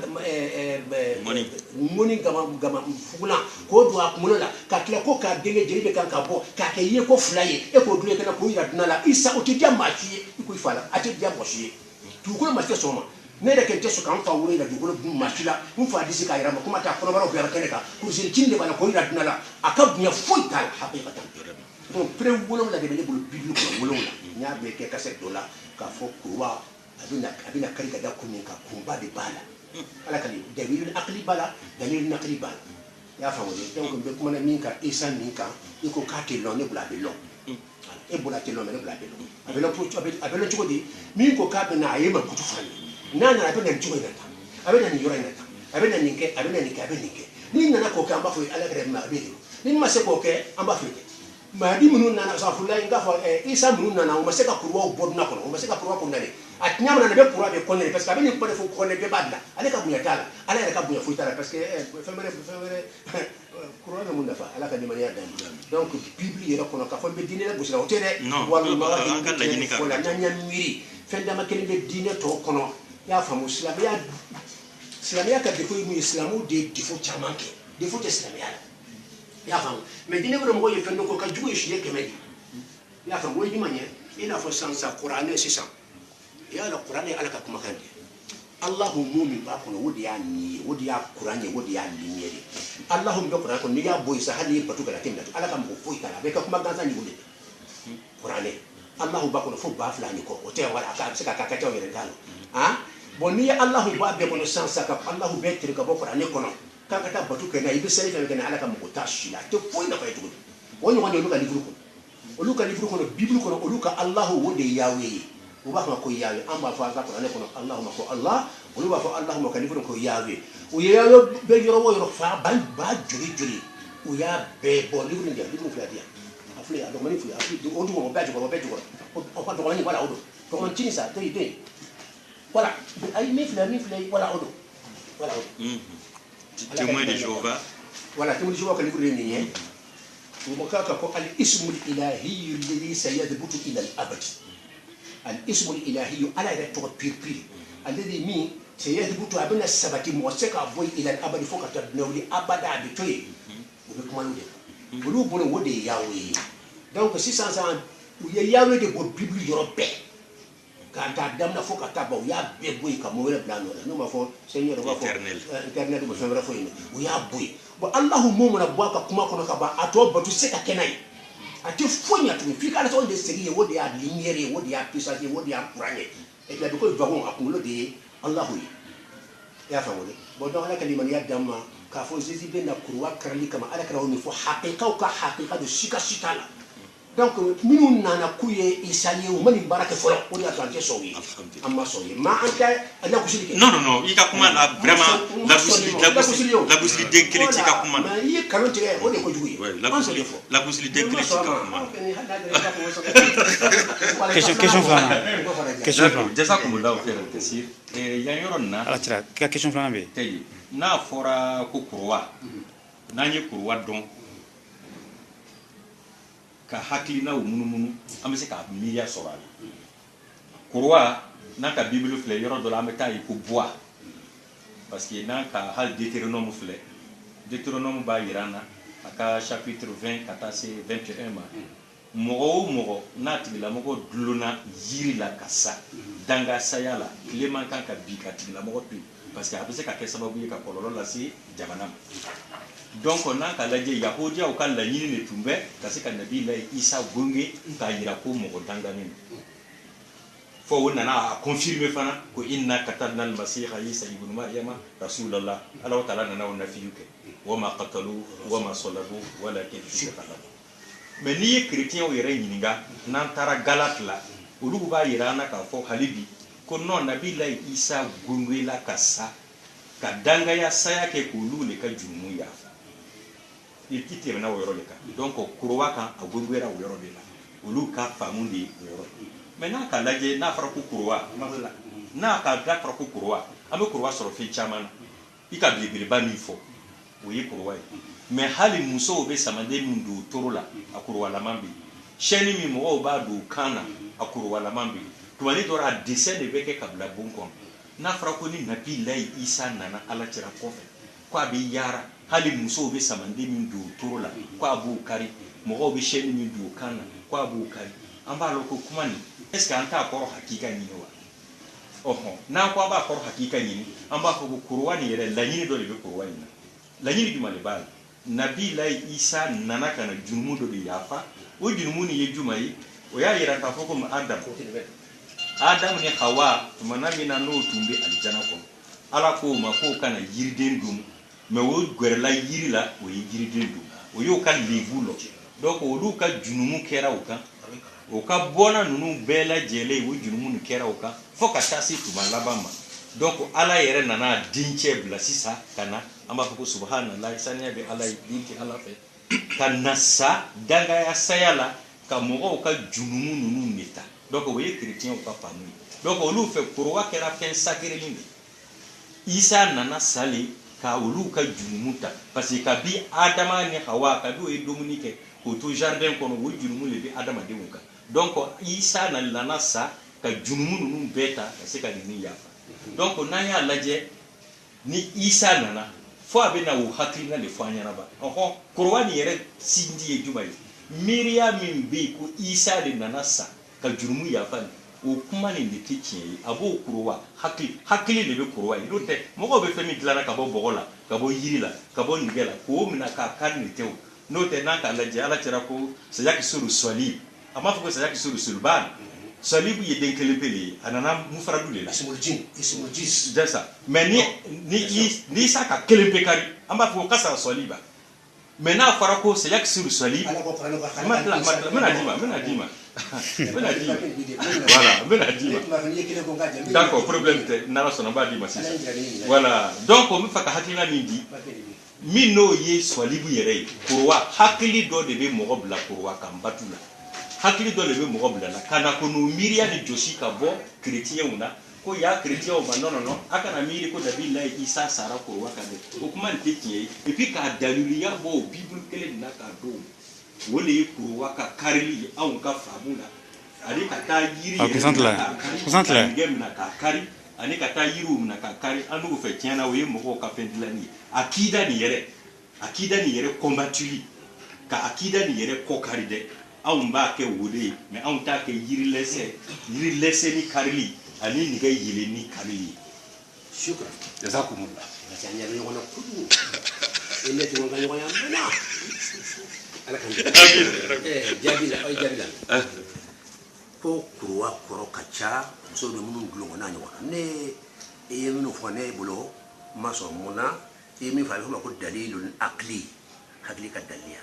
ne taara ye dalil nakli de nakli kurai ala yɛrɛ mun de fɔ kuranɛ kɔnɔ in bibili kɔnɔ ko ka fɛn dɔ lɛsɛ k'i sulen k'a bonya ni mɔgɔ min ye kura fɛn i m'a kɛ bonya kama an t'o ma o bɔra la o i y'a kɛ masiri kama o ye ko wɛrɛ mais kuruwa an ko min bɛ bibili kɔnɔ ko ka fɛn dɔ lɛsɛ i y'a faamu k'a dulon i kana wala i m'a dulon i kana yɛrɛ mais i bɛ to k'i sula ye wala k'a bonya an y'a aw de fɔ mais i taara dɔ wɛrɛ fɔ bonya tɛ min na n'i ye fɛn min ye fɛn dɔ dulon hali kuruwa n'a sɔrɔ i t'a kɛlɛ a bato kama fo masiri o y'a dama kuma ye ŋaniya b'an bɔ ɲɔgɔn na mais a bɛɛ ye kuruwa de kuruwa bɛɛ b'a lɔn fɛ kuma fila t'a la fɛn min n'a bɛ komi pilisi ma jukɔrɔla ka ja dunan fanba bɛ fɔ kuruwa de ma bon ni mɔgɔ min ye kɔrɔ wɛrɛ fɔ an b'a fɔ dunan fanba taara min fɛ i bɔra jama ka kuma kan o ye n'a an b'a fɔ ma ko ashadu ni kuruwa fɔra dɔrɔn bɛɛ b'a lɔn pilisi bɛ cogo min na a ye fɔ ma kuruwa mais jukɔrɔla in ka ja fan tɔ ninnu ye a bɛ komi hadamaden jɔlen n'a bolo fila bɔ ɲɔgɔn na sisan o de ni kuruwa ka surun ɲɔgɔn na bon ni mɔgɔ taara kɔrɔ wɛrɛ di kuruwa min to ye an b'a fɔ jama fanba taara min fɛ i bɔra kɔ i taara i dama ala ka limaniya d'a ma ayiwa te o da to n y'a fɛ ka kelen kelen alhamdulillah d'accord mina nan kana na ay kelen kelen inshallah voilà bon ko kuruwa karili y'a faamu a tɛ komi ko isa bɛ taa k'a fɔ a ye kuruwa kari kari o non non ni mɔgɔ min y'a faamuya ten an m'a faamuya ten an ka kuma t'o kan a bɛ na ordre de bɔ ko kuruwa bɛɛ ka kari bɛɛ k'i ta wuli ka na ka fili mais k'a fɔ ka taa a bɛɛ kari kari dɔw y'a faamu ten non non non kuruwa karili kɔrɔ tɛ dɔwɛrɛ ye kuruwa kɔrɔli yani الصليب مفرد جنس على كلمة يدام كل ما كورلي من نانا كبان ناير كمو بيلي من لك فو إسام كان كدنا لبنا نيندي دون كذا كتغمسه من فرا بيبلا أبدا فرا كرسا دلا وأن فنا سلامو فنا تلا من على كريه تغمسه من فنا أنيو بسرعة تلا مولا أم بيفا وإسام فرا إيدي دون donc ali do agru bo sa kurwa be yoro wo yoro du ko kan aya be kari na so ne ka ne na ne akadine audi minu libane men lela akadine mo mbode ma akadine mo mbode ma o ba be ba kari o kora akora to kare beta beta kari o no ali sira ka na fambe wa mo be ta fo mo milliard la se ka to be to ali do ordre de dikato a place la fin fa be mo kana no kana be ki ta mo ka bi o de karli yo na di ba bo ka bi fo ka kare na di bi singa ka kare o e ken ka boy ya ka mi do ni bon donc ga kuma la ni o kile nye filana ko ala kira ye salibu de fɔ ko ye mufradu de ko ye kelen bi de an ma sɔn arabukan di lɔnbaga tɛ nin fɔ abada arabukan na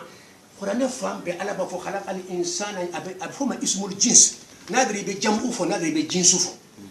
o bɛ bɛɛ b'a la o bɛ grammaire la fan bɛɛ o bɛ lugha la a bɛ langue la a bɛ kuranɛ fa a bɛ kuranɛ la a bɛ hadisa la n'a dɔrɔn i b'a fɔ jama n'a dɔrɔn i bɛ jinsu fɔ a façon fɔ n'a fɔra ko hadamaden dɔrɔn o kɔrɔ ye hadamaden bɛɛ de الإنسان خلق الإنسان علمه البيان أي على يحرمدين كرام علمه البيان كلوني فوكا بانجي كلوني داما بقى لو تيم وكيلين يو مغم وكرنا أبا بيدم على كلمة يا دام بينا جنم ها donc oyo jabi suman hakilla ya famu de mi ka bele kuma be ko o de sabana nyesa ko ka adangari genge ko fo isama ne kele ne ko ka dangari genge ya fo kuma ko yahudiya u sona ka dangari genge wasa ko lusube ulu ka kisi ya nasara yahudiya u adia utuma ay afadal Comment bien cela? yahudiya u ulu fe voilà yahudiya u ni ka torata file deutéronome na dangaden saya ye juma ye mɔgɔ min n'a tigila mɔgɔ sara ko wala min n'o ye yahudiyaw ye olu k'a dabɔ a kama o bɛna se ka isa faga cogo juma k'a yira ko mɔgɔ danganen don mais chrétienw fana sɔnna a ma olu sɔnna a ma ni miiriya juma ye isa gɔngɔla de ka danga saya kɛ ka se k'olu ka jurumu danga saya in b'o de ma o ma bɛ yɔrɔ ma do o ye chrétien ka miiriya ye isa ma ko danga sangali danga saya ne tɛ sɔn ma abadan billahi isa ka bon ala mani mun ka fama dangali mun ka yasi isa ma billahi ni chrétien ya ke la harobe kun gosoro ni yahudiya ko kun gosoro I dangali man ka yasi isa ma abadan wallahi ne wule den to da isa ni den to da ibrahima e den to da muhammad donc isa ka bon ala bo har islamo islamé ni mada ka fo isa ala ka kuma kandi ala ka ciden do ala ka nido la harate kisi isa ko te tlonga fanya an ba kalama mais ka seyoro la ma seyoro ka ta ala ya dama an bane bodimo no te isa ala ka ciden bile ul azmu dole ya famu donc dangali mo nya sama haram ate daga mo ya kay tegisi la haralo donc munu ba ko na ko dangali sa wasa ko lu sobe o rete lori kuma e folo pourquoi do be fa wasa ko an sobe mo ni mu yeta ntel loni kuma ye ni loni kuma ka janyola comme ça on dukolo ni ko de ala an ke ni yis an yi tanake ya famu bon an ke ni ba fe kay ya famu hein mais ala ya fama utanya tuni pour nga se ka ya fama fon kan den daw ma ko fa fon nga so ka ya fama hakil te soma quoi hakil te soma ni yɛrɛ kɛ ni kuma jugu tɛ tɛmɛ ka duna kɔnɔ n ka yafa aw ma dɔrɔn o de tɛ wa mɛ n tɛ se ka yafa aw ma fo n ka n den d'aw ma o ye mun kuma ye tan e ni bɛ yafa dɔrɔn aw ye n sɔsɔ aw yafa ni yafara ma kuranɛ y'o de fɔ a banna o de ye ala ka bonya ye mɛ non n tɛ yafa aw ma fo n ka bonya bɔ n yɛrɛ kan n'i ye fɛn min la i den ka i y'a k'i yɛrɛ la i den y'i tiɲɛ ta de n'i tɛ yen i den de bɛ tiɲɛ tɛ n'i fɛn fɛn k'i den na i y'o k'i yɛrɛ la ala yɛrɛ ka ala yɛrɛ tiɲɛ bɔ n'a sɔrɔ k'a den di ko k'a faga ni ala sɔnna k'a yɛrɛ ni den bɛ ala fɛ den tɛ ala fɛ dɛ n tɛ nin bɔ kan fɔlɔ mɛ n'i y'a fɔra ko karisa y'a den di o kɔrɔ ye a y'a yɛrɛ de di parce que fɛn fɛn y'i den sɔrɔ a y'i yɛrɛ de sɔrɔ ni ala ye ni a b'i tiɲɛ ta i ka ala yɛrɛ ni masaya ye den b'i tiɲɛ ta i ka jɔn tɛ ale ye ale bɛ bɔ i ka jɔnya kɔnɔ de den tɛ batara ko ye cogo jumɛn na e tɛ se ka yafa i ka mɔgɔ i ka danfɛnw ma ko fɔ n'i den yɛrɛ dun ma ko faga o tuma o de ye setigi ye wa o tuma o de y'a fɛ k'a fɔ n'i b'i den d'a ma a kɛra kojugu ye de jɔn ye ala ye ala bɛna wajibiya f'a ka den di a dun man di ka den di o tuma a ka d'a ye ka den di wa ka isa di ka kɛ yeko fila ye k'a dɔgɔya nin kuma nin ka kan ka dabila an tɛ sɔn an labɛn bɛ débat kama bɛɛ dugu dunan fan bɛɛ an labɛn bilahi débat kama tiɲɛ ka se ka fɔ a sera sa mɔgɔw ka se ka tiɲɛ la mɔgɔw sɛgɛnna mɔgɔw tɔɲɔ dugukolo fana bɛ kalon na kojugu i bɛ mɔgɔ caman girinna korokara a fanba bɛɛ bɛ kalon de kan ala ka limaniya d'a ma ala ka tiɲɛ dɛmɛ ka kalon bange donc ni akida ne ma sɔn a ma ma sɔn a ma mun na a bɛ bibili kɔnɔ i y'a faamu ko fa tɛ ba ka bangebaga tɛ den ka juguman ta den fana tɛ bangebaga ka juguman ta ne y'o kɛra bibili kɔnɔ bon o bɛ nin kuma in wuli non mɔgɔw ye juguman kɛ isa ka t'o ta de mɔgɔw ma faga isa de bɛ taa faga isa ye mun de kɛ ko ka mɔgɔw sɛbɛn jɔn b'a sɛbɛn ala mun na ala tɛ a ka den a ka yafa a ka danfɛnw ma fo a ka den di ko faga n tɛ yafa o ma fo n yɛrɛ ka n den d'aw ma o k'a faga nin kuma yɛrɛ man ka fɔ dunan kɔnɔ abada o kɔrɔ ye i ye mɔgɔw fisa i den ye o i bɛ faga min kama o ka fisa i ye o karamɔgɔ a ye kuma in faamu de i bɛ faga min ye o ka fisa i ye n bɛ nin de di k'o faga aw kama o kɔrɔ ye aw ka boli ka tɛmɛ den kan aw de kan ka faga ne den kama mɛ ne ka n den faga aw kama ne ka n den dama k'o faga wasa dɔrɔn aw ka n ka se ka yafa ma dɔrɔn hakili bɛ sɔn ma cogo di ne ma sɔn nin ma abadan ni idée bɛ fɔla dunan fan ne ma sɔn a ma a kuma ka bon de a tɛna diya mɔgɔ ye mɛ a y'a to an ka tiɲɛ fɔ donc ne ka idée ye kuma wɛrɛ bɛ n bolo la n b'a surunya ten waati kama voilà jazakumullahu khairan kasir a ko ɲininkali b'a bolo i bɛ hakɛ to ban i ka min fɔ nin o don n'an k'a lajɛ an ye miiriya fila de ta yahudiyaw ka miiriya ani kerecɛnw ka miiriya mais n'o ye silamɛw ka miiriya ye min n'o ye silamɛw ka miiriya ye min n'o ye adama ni hawa ye u ka jurumu ma bila o den kan kuma t'o ma den ma o ye fɛn min kɛ ala yafara o ma kuranɛ kumana o kan kuranɛ kumana o kan i ye kuranɛ fɔ yɔrɔ bɛ bɛn ka cɛ mais an bɛ miiriya jumɛn de kɔ yahudiyaw bɛ mun fɔ mɔgɔ la mɔgɔ min sara korowa kan kerecɛnw bɛ mun fɔ mɔgɔ la mɔgɔ min sara korowa kan jaabi tɛ nin ye wala jaabi tɛ nin ye an fila bɛɛ bɛ ordre kelen na yan wala an fila bɛɛ bɛ ordre kelen na yan n'an y'a lajɛ bibulu yɛrɛ kɔnɔ n tun b'a fɛ ka f'i ye dɔrɔn de n bɛna d'i ma n'an k'a lajɛ bibulu yɛrɛ kɔnɔ isa m'a fɔ yɔrɔ si ne bɛna sa korowa kan k'aw ka jurumu yafa o tɛ bibulu kɔnɔ mais mɔgɔ dɛrɛla ka isa ɲininka mɔgɔ bɛ sankolo sɔrɔ cogo di comment on peut avoir le ciel danforotigi dɔ nana a ye isa ɲininka o la isa ye sarati min d'a tigilamɔgɔ ma fo i ka la ala ka kelenbagaya la ka ala kanu k'i mɔgɔ ɲɔgɔnw kanu o ko mun n'an ye mun kɛ o kɔfɛ a ko a tigilamɔgɔ a y'i banba a kana fila ka fɔ ala ma a kana jinaya kɛ a kana sonyɛni kɛ a y'a bangebaga fila a y'o kanu o y'a ɲininka tuguni a y'i sa ɲininka tuguni o kɔfɛ juma a ko fɛn o fɛn b'i bolo a bɛɛ lajɛlen di fantanw ma la comme ça i bɛ sɔrɔ ka tugu na sagabaw yɛrɛ ko a ko nin man nɔgɔ isa ko fɛn dɔ bɛ yen tiɲɛ na a man nɔgɔ adamaden ma mais a ka nɔgɔ ala ma n'o tɛ naforotigi ka don alijana na a b'i n'a fɔ mɔgɔ min ko ɲɔgɔmɛ n'a kɔdonni ka tɛmɛ misɛnninw fɛ donc n'an b'a lɔ isa yɛrɛ ma deli k'a fɔ ban bibulu kɔnɔ ne bɛna sa k'aw ka jurumu yafa donc yan yɔrɔ la an bɛɛ lajɛlen bɛ hakilina kelen kan ne ka kuma bɛ yɔrɔ jumɛn kan sisan komi an ka kuma na isa min ka kan ka na f'a bɛ ɲagama le di ko durunya kuruwa bɛɛ lajɛlen ye bolo n'an ye kuranɛ filɛ alakira sallallahu alaihi wasallam ka ko la a fɔra kul jaa al-haqqu wa zahaqa al-batil inna al-batila kana zahuqa donc alakira nali ye tiɲɛ nali ye ko bataraya bɛɛ lajɛlen cira bataraya bɛɛ lajɛlen halakila mais alakira ka kuma na dɔrɔ bɛ min alakira ka kuma na jinɛya bɛ kɛ alakira ka kuma na sonyɛni bɛ kɛ alakira ka kuma na boli bɛ batu pourtant ala le ye nin fɔ kurannaw kɔnɔ ala cira min ka bon ciden bɛɛ lajɛlen k'a fɔ ko ala cira sallallahu alaihi wasallam ka nali ye tiɲɛ nali ye bataraya yela bataraya tiɲɛna mais ka ta ka bɔ ala cira ka tuma na fo ka se bi ma bataraya bɛ sigi donc o ye ka ɲininkali fɔlɔ ye a filanan ni isa ibnu mariyama n'ale nana bi ale de bɛ kɛ ciden laban ye mais ala cira ka ciden laban ya o bɔra a la parce que laban kɔrɔ bɛ ko dɔ tɛ min kɔfɛ donc kabiriya la ni ka jaabi di nin na komi seri wagati sera an bɛ sɔn ka seri ka sɔrɔ ka fara ɲɔgɔn na. baw de da ye ko ka teliya ko waati sɔrɔ ala ka limaniya d'a ma. bon bibili kɔnɔ Paul de y'i kun don ko maa si tɛ dulon kuruwa la fo mɔgɔ dangalen. nin de y'a to ni pour que nin ka se ka faamu kaba ko dan e bɛ nin fɔ bibili kɔnɔ ka tila tuguni k'a sabati ko Isa denkɛra tuguni e ka mun de fɔ an ye sisan e ko ni mɔgɔ tɛ genge kuruwa la fo mɔgɔ dangalen e bɛ tila k'a fɔ tuguni ko Isa denkɛra tuguni e bɛ ka mun de fɔ mɔgɔ i b'a fɔ k'a fɔ Isa dangalen don wa an bɛ kuma de kɛnɛ kan mɔgɔ si tɛ genge fo mɔgɔ dangalen Isa dun gengera e ko Isa fana gengera tuguni mɔgɔ dun tɛ genge fo mɔgɔ dangalen i y'o fana fɔ tuguni o kɔrɔ ye sa Isa ye mɔgɔ dangalen ala ka kisɛ fɔ an tɛ sɔn ma o de ye fo ka tɛmɛ o de y'a to mɔgɔw b'a kɔnɔ ko silamɛw k'i janto Isa ko kɔ parce que silamɛ caman bɛ Isa ko kɛ chrétien ka ko de non anw b'a fɛ ka Isa bonya ka tɛmɛ diinɛ bɛɛ kan an b'a fɛ ka Isa kari ka tɛmɛ diinɛ bɛɛ kan an bɛ annabi bonya ulul azmi dɔ de don wallahi fɛn fɛn silamɛw k'i jan an k'o fɔ silamɛw ye parce que silamɛw ye Isa ko kɛ diinɛ wɛrɛ mɔgɔw ka ko de ye k'a sɔrɔ ala kira ye Isa ko fɔ an ye k'a daraja fɔ an ye k'a qima fɔ an ye k'a yira k'a fɔ ani ale de ka so ka tɛmɛ annabi caman kan n'an bɛ ala kira kɔ a tɛ to ala kira kɔ ala ka limaniya d'a ma donc o yɔrɔ nin Paul de y'o kuma fɔ an bɛ tɛmɛ o la ayiwa وقل جاء الحق وزهق الباطل عرب كان كتير كلام وجه عن كان كروس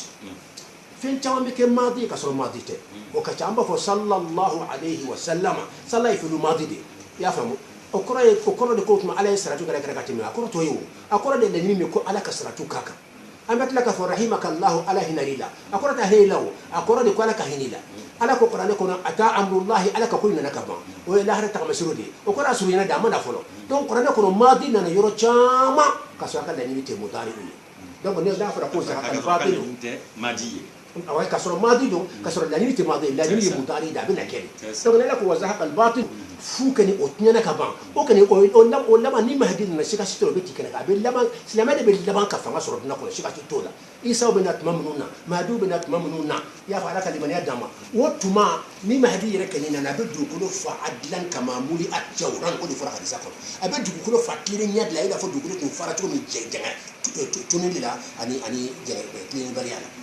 donc nala kala ko waza hakal batulu abe labandima abe mutaleka ngene ne no taymine abe labandima laban islamiyya tadi bi kan islamiyya jugu bi sanfe mais islamiyya laban za hakal batulu be na be bayi ne ya ka mutu ko sama yini fu ka diba be ko isa ka ken laban yesa che ni isa ka laban ye ko mala ka ken laban ye kuma ke yira ha ni isa ka ani bi laban ye ala ka muhammad ken laban ye ani mi fo isa ka ken laban ya kana ken laban ye kuma to nofe kuma be ala ye mufa kira ye mufo c'est bien le fait que kuma damna ko ka aqida yi minye bayyinatul qur'ani was sarih was sahih min as-sunnah an-nabawiyyah ni différence ba de mo ni ko te be ka fami to do be be do sala de fami ka taw fe mais ni fa wunda fa ta de tinyade mais akaka ka lon ka tasere min ken non trop wala ka lon ya fa wule mo donc ni ala kira de annabi lamin hakla dina be bo kalam parce que wa kay yerla alle na laban kan da isa bina wana kula yaro min na laban da isa ala kira muhammad o tewa wono muhammad kini ko ma ko mo be bina ko fa to isa bina ni ka bina ke e na de ko ka bandro se fini wuti sala kira kan biya biya an so na kala kira da fo kala kira kan biya biya to an so na ka isa ka da sabati an ka so ka fo isa bina kuma tere annabu kan laban ni annabu kan laban ne wode ko ka bina ni ani ala kala ka annabi laban ta an to isa kan limawo donc ni ay en sona ni bara ka fo isa ala kala de annabi laban ne parce que ale mana mi fo ka ta dina buli wode beke donc min be na nya to kama isa be na aka ayra ka annabi yadla annabi ya fola fola inte abe na ne kofa ne wure be na kofe o be ne ka annabi ya wuli ka préciser mama isa ka annabi ya fo ka ko isa be na kada ko beke tuna nabi nyuma yala wa ama amon fo abada akoko isabe na kanenike kanike aya fotan donc no ka fi abo bukhari ko chumi la yushikanna an yanzila fikum ibn maryama fayaksiru saliba wa yaqtulu al-khinzira wa yada al-jizya wala wa yada al-jizya donc ala kara ya fotan ay annabi labanye isa ay annabi folodo flado modu bodu nakona ala kara mo fo mo shi ngodi be kanka fendo fala ala kara ka kubaka ama mifo ko dum ko jubba de dina kona ala kara ba kuma chikono annabi do na ya kona chuma kan korosi na ma mi fara kan da fara lo mi kila ko kulo di ala kira na tun ko annabi ba fa annabi afo amma annabi afo ako والذي نفسي بيده من كلي مثلا على كران لي بمثلا بقولوا لا يوشكن بكريا ان ينزل ما بيجي كا بكريا هل ساي ماي ايه كا كما كان لا بكره لا كا بكريا على كرات اللي بيجي كتب بكريا اما كا بكريا كان لا يوشكن كا بكريا ان ينزل فيكم ابن مريم دين كان وجهه بس كان يكون مريم دين قران كون يا على كرات اما سو كا تو فاي مريم دين فو كروبا دي بالا بس القران يغور نافر ابن مريم وفلا او تكفو مفلا بدنا moi je sais que nous connaissons que Maria Madeni o te qur'an fuye il va faire do d'ailleurs là qur'an to fo mo ko ki Maria Madeni isate o re to ala kala fana tibira qur'an ko ako ibnu Maria Madeni fa yaksira saliba ka bi kurwa ko e ka ba kondene me ka takle ngene na ka kari ko to ana ni to fo ka taka barana donc c'est comme bien 1900 isa ka ke annabi labani ala kira mo fofol amo ya ka kuma ko o halni ala kira ya fo komi ala kira de ya fo aleka annabi allamanya biya to ka kuma so be kan amana ka fo isa ben na ka fo abina kede alakira nyoni abina ke annabi qur'ane kitabu dirama chukumina kitabu be dia fanama ne ka sharia islamiyya afana ben aka dine ni ani sharia kuna do binana ni mo be mo kan kan be jede akira mani shifo alakira ko do isa ben ka rôle de jouer si ça amena afile ko rôle mina bina jouer o isa kene be de ka bara yo wala mo rabse ka ke muna ala ma fo isa musa ben ake muna ma fo no ho ben ake muna ma fa ko Musa be nake muna ko Isa de nake ma biya de sisa antara so jaga kumbi parce que ala kira yere ba non ali manton de nafa mais manton annabi manton annabi mun temina nu manton de to fo ale ka annabi ale ka tile manton mi nyoko so manton kile fo tuma de be chaya ka timanga kile chon ka chance le mo yebi ya famo o Isa kene be de o ala o dia to jombe na Isa de kankana mora sekana Ibrahim sekana Ibrahim ka mo te ka do bidna ko Musa sekana Musa ka mo ma chaka Isa ka mo bo donc Isa de ka mo ka chabi ale ka anibu ale ka monton chele lela bi ya famu de bon ala ka dumba lo ka foni Isa ka monton ni o te mo re ka monton ni we ale ala ka monton di nunu ni ba Muhammadula amba fo yu bo ka ne bi da ta kalama an ka ta research ga ban nan tara sigi deba ka ta research damna amba yi anibu ra tubulo de Isa kletimina atle mo utimina ubi ala kira tile bi abe ala kira ka mantonde ye uyu bauka annabi dila ala kira yere ko Jésus kuma bibli kono ko ni tiya ni bena na ale kofe dowre bena febre bena ale dowre bena ale kofe dowre bena kofe ko ro nyogo dowre na foro dowre nyogo ndode donc ala Isa ye kuma Isa ye bibli kono ko dowre bena ale kofe donc ko ya ale Isa tile bena ko ta tofla dowre bena kofe donc ni bena kofe o tile na sisa donc Isa ere ka son alakira Muhammad ye we ka Isa la batu Isa de ko ka tibi na kofe et puis atla ka ta masoro fo ka tibi te fara parce que chama mena ko ye chido ni na ni Jésus kofe e beta soro kalon de to le cambier de ko le vagabond de ko ye chido ni alors abebe ala ba belu et puis ala ma awbe la ka pe fara mais mi nya tibi aw ba ye aben nya Syria aw ba Syria aben Jésus ka chido nya aben Jésus fa Syria donc Muhammad na ka Syria ka Isa ka Syria ka ira hadisa ko mo ni bali man yala aka fo ala ka chidendo ka fo ala ka nido ala ka kuma kando la harano ibnu tasma kono donc Muhammad de nana ka Jésus donc Jésus ye fen ko ta masala ko ande bina ko abeda fara Muhammad ken berla amada fa mo bere shila ninde croye abena rôle de ke mais abena ke ande bitaba nyondo tumbe croye abena ni kitabu kura de ande ka nebe no chugodo chide ka chide mbelo chugodi ni ye chide nye chide mbe chini kitabu de ka fo chide mbe ni kitabu kura fleni nye et puis mbena sharia kura jiga ko to fo mo oye Isezi mana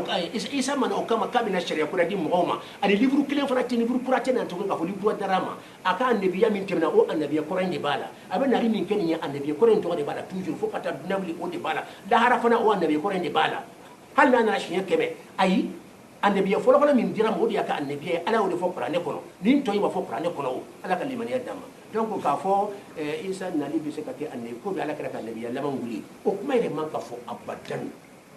on se ka fo parce que a dañe min ye an bolo min fɛ min bɛ ala kira dɔ la n'o ye khalifa ye n'o ye mahdi ye muhammadul mahdi n'a fɔra mahdi dɔrɔn an b'a fɔ a tɔgɔ n'i t'a tɔgɔ ma kɛ muhammad dɔrɔn an bɛ taa n'an yɛrɛ ala kira ko ale mahdi ma ko tɔgɔ ni ale tɔgɔ bɛ kɛ ɲɔgɔn ta de o tigi tɔgɔ ye ko muhammadu an k'a fɔ ka jɛya de n'i ko ye mahdi ye dɔrɔn dugukolo fan o fan an bɛ ɲininkali kɛ a tɔgɔ parce que mahdi tɛ tɔgɔ ye ko mahdi ye mankutu de ye mahdi ye ko mɔgɔ kandalen de hadi min bɛ mɔgɔw kanda mahdi ye ala yɛrɛ maa min kanda mahdi ye mɔgɔ o t'a tɔgɔ ye o ye mankutu de ye donc a tɔgɔ yɛrɛ jumɛn ye o de ye muhammadu n'i ko ye muhammadu ye an b'a fɔ aba e tɔgɔ yɛrɛ n'i ko ibrahima an b'a fɔ ala kira t'e ma n'i ko isa an b'a fɔ ala kira t'e ma n'i ko muhammadu an b'a fɔ ala kira o ye muhammadu ye mais an tɛ da fana dɛ ala kira ye mankutu tɔgɔ min fana fɔ n b'o bɛɛ ɲininkali kɛ n'o bɛ dafara ne tuma min sa an bɛ sɔrɔ ka ayiwa a ɲɛɲini ala ka limaniya dafa donc ala kira muhammad ye annabi laban ye o de y'a to mahdi b'a fɔ isa ye bila n'i ka seli munna mahdi de b'a fɔ isa ye bila n'i ka seli u bɛ ɲɔgɔn sɔrɔ tile kelen munna a b'o fɔ a ka annabiya kɔrɔ min daraja b'a la a y'a fɔ ka da o de annabi kɔrɔ tɛ yen bon isa bɛna mun kɛ sisan a bɛna yira k'a fɔ ayiwa annabi laban tile an b'o de la aw ka annabi o de ye annabi laban ye kuma in b'o de yira a b'a yira ko ne tɛ bila ɲɛ ka seli dɛ an bɛ waati min na o ɲɛmɔgɔya bɛ e de bolo o kɔrɔ ye ɲuman ye an bɛ waati min na ko annabi ye muhammadu de ye annabi muhammadu tɛ e de ye kalifa ye e de b'a nɔ la de e tɛ bila ɲɛ ka seli donc isa bɛ sali a kɔ i jɔ a kɔfɛ ani jama a bɛ saliw ye o ye preuve ye k'a fɔ annabi laban ye muhammadu de ye ni isa de tun ye annabi laban ye tun bɛ bila ɲɛ ka seli donc preuve ka ca hakili la o jaabi sɔrɔ ye. D'accord, comme wati sera yana iftisaru vraiment sabari an b'a fa na karamɔgɔ tiɲɛna an b'a remercier non voilà an b'a remercier kuma laban min na o ta ouais bɛ bi tabi fana n bɛ kuma laban ta i fana bɛ kuma laban ta inchallah yan yɔrɔ la yɔrɔ fitinin dɔ bɛ yen ala cira muhamadu mustafa sallallahu alaihi wa sallam ale de ye ci laban ye sariya cira tɛna mɔgɔ min kɔfɛ kitabu tigi tɛna mɔgɔ min kɔfɛ ulil azimi tɛna mɔgɔ min kɔfɛ komi n yɛrɛ bɔra k'a fɔ cogo mais nabiyulayi isa min cira ka taa bani israila ale ye nabiyu le rasulu lo ulil azimi lo kitabu tigi lo n'a ka kitabu lɔnna k'o tɔgɔ bɛ ko injili ala kira sallallahu alaihi wa sallam tɛmɛni kɔfɛ ni nabiyulayi isa sen ni dugumakolo sɔrɔ calcul bɛɛ lajɛlen na ani hakili bɛɛ lajɛlen na ani faamu bɛɛ lajɛlen na o b'a yira ko comment dire laban nana laban kɔfɛ donc dɔ tɛ na min kɔfɛ dɛ hakili bɛɛ ani kan bɛɛ la o de b'a yira k'o ye laban ye mais n'an taara nabilayi isa yɛrɛ la ala b'a to nabilayi isa yɛrɛ bɛ jaabi dɔ di an ma est ce que nabilayi isa bɛ se ka ye dugumakolo kan tumani dɔ la ni cidenya bɛ se ka wuli ka bɔ a la wa ala bɛna to nabilayi isa yɛrɛ b'o jaabi nabilayi isa yɛrɛ b'a fɔ ko inni abdullah ata'ani alkitaba wa ja'alani nabiyya wa ja'alani mubaraka aynama kuntu ne ala ka jɔn ne ye c'est que an b'a lɔn nabilayi isa a ma ala denya fɔ a yɛrɛ la a ka ala jɔnya de fɔ a la ata'ani alkitaba ko ala ta'ala ye kitabu d'a ma kitabu min d'a ma o ye injili de ye sika t'a la an b'a lɔn kitabu tigi ye wa ja'alani nabiyyan ako Allah ta'ala ya alike nabiyyi c'est que an b'a lɔn ala ka nabi ɲuman wa ja'alani mubarakan ko Allah ta'ala ka alike mubarakan ye a bɛna kuma lati ako aynama kun donc an b'a lɔn nabilayi isa ni mɔgɔ min lahara la f'a bɛ sɔrɔ dugumakolo kɔ kan c'est que nabiyu n'a bɛ sɔrɔ sankolo la nabiyu n'a bɛ sɔrɔ kaburi kɔnɔ nabiyu n'a bɛ sɔrɔ barzakh kɔnɔ nabiyu n'a bɛ sɔrɔ alijana kɔnɔ nabiyu hali lahara tumana min na ni tere surunyana mɔgɔw la ni mɔgɔw bɛna fɔ ko u bɛ taa mɔgɔw fɛ mɔgɔ minnu n'olu bɛna se ka surunali kɛ pour que tere fitani bɛ nɔgɔya u bɛna taa adama fɛ adama bɛna fɔ ko tiɲɛ na ale tɛna se nabiyulayi adama kɔfɛ u bɛna taa jɔn fɛ nabiyulayi nuhu ale bɛna fɔ ka tɛ se kɔfɛ u bɛna taa jɔn fɛ nabiyulayi burahima ale bɛna fɔ ka tɛ se kɔfɛ u bɛna taa jɔn fɛ nabiyulayi musa a b'a fɔ ka tɛ se kɔfɛ u bɛna taa jɔn fɛ nabiyulayi isa donc an b'a lɔn nabiyulayi isa an b'a lɔn ala ta'ala ye nabi ɲumanya min d'a ma ala ta'ala t'o bɔ a la a bɛ se ka fɔ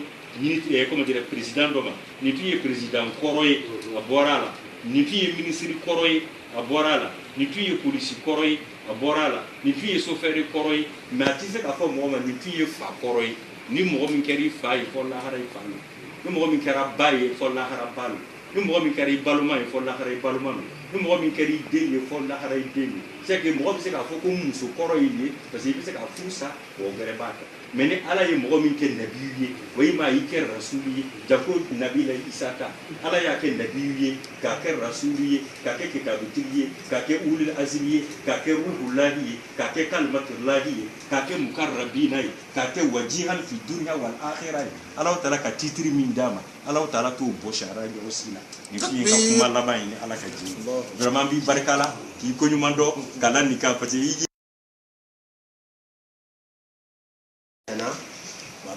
kuma kono ko re ka kuma me ko se est ce que ka kuma me ko se min fo ne o defo ko aka annabiya folo ni annabiya fulare ne ti ai annani dinalama na annabiya toyi annabiya folo mi a cira aka wati min aka annabiya mi fora qur'ani kono an ko di aka annabiya yi annabiya mi mafo qur'ani kono o taka annabiya yi ka fa bin dilan lebe no annabiya o taka annabiya yi annabiya folo mi folo be qur'ani kono o ri aka annabiya yi nya fo ni jogo di la fanata be ma ka sedda mo ba mi akono ko de bala duna kono ya wode bala lahara wode bala halna tar duna yoro annabiya ndi bala te yelema annabiya flatere e be saka fo mi no kra sana otuma mi na annabiya e kle amba fo chidin chira shin flawa anakra no kra na kra chidin shin flawa dro kuma bi a chira fo qur'ani yo fo ma ala kra ka fo abina lemana ka abina duna lemana ka na rondo de ke ko fana to ko annabiya mais annabiya ke bale beni ni annabiya da be ne ke ne ka fo chira o maninde o fleni kitabu fleni ani qur'ani jannaw a cira minna ani kitabu nanola ani cira minna fo qur'ani mi fo a cira ni qur'ani o to ko kitabu o to ko linji mais ni se abena sa te cira ya baraka parce que kitabu ta bulu ka fo awa ala kitabu qur'ani ni mako dawma ci den be no fo ni ka kitabu di ala mun de dima ke kala sama bisai zisi nanoi o ba yira ka fo atle bana aka kitabu tle fana tle bana kala kalimani ya dawo to wala hakilla o ko be ki kuma laban kuma laban ya ka bela dilen kan hakilla donc ça te folie ame min ke sisa ibina duwa kan ye ni ka siri fana tuma nya la abisiri fana siri ni wati na est ce que a dare yere ma donc amina siri ni ye na sira amina fo aka karamo nyana anta vraiment fa fe anaka karamo che ani siri fana siri ya ni sudia ka damate na ani diba ni fambe ala ya siri du mo be ba kala wasani nyon ka ke mo ka la afia sa tinyani kale ka se ka mo nyon wallahi ani diba so so bi ko abdullah wahab silla ala ka ani on chaya no diba ka fo shine sama wala shine fula wala mo dama de sonna me hal sa kar mo bakle be ka du fa dew abe ba yere ni donc o e fle kan na sisansa mu naw te tan ko ba fo ka be kanu ka mais nay ko mo be kanu ko sira ka fare ka ni si diba ka mu ne ni si donc e ka diba ke fo ka taban imanyaro ko mo nyabi le ni so dialembe ka so be kan ki tara de ma defo e ma dini iman nini ayi ka ko ya donc ka an ka tiya fo ne ne bo fo